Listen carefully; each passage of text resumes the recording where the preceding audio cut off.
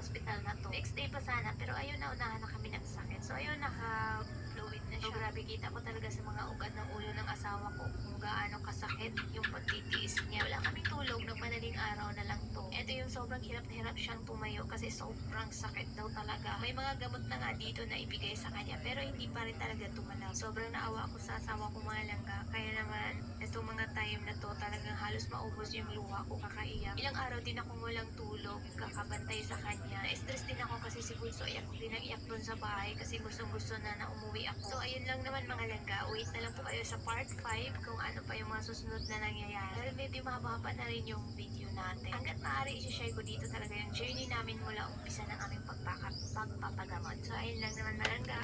Maraming salamat po sa inyong panonood. Thank you for watching po and have a good night. Sa paipit, nakuha na mo mga katiits o na marka sa tiil.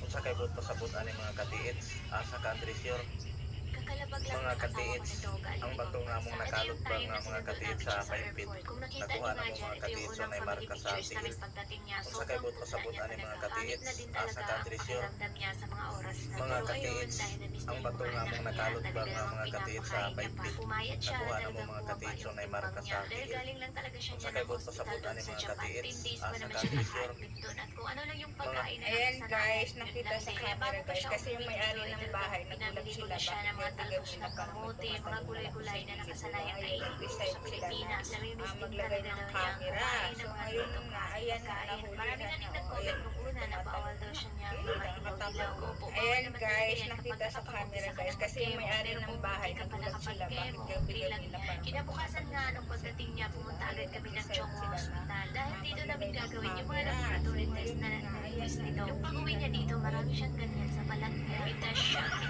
Basta mga ganun ang tawag dyan. Marami din siya mga pasal-pasal. Isa rin sa mga sintomas na may sakit sa dugo. Maraming ginawa dito, X-ray, ECG, para make sure lang na ready na siya for chemo. Hindi pa sila nag-admit nito dito.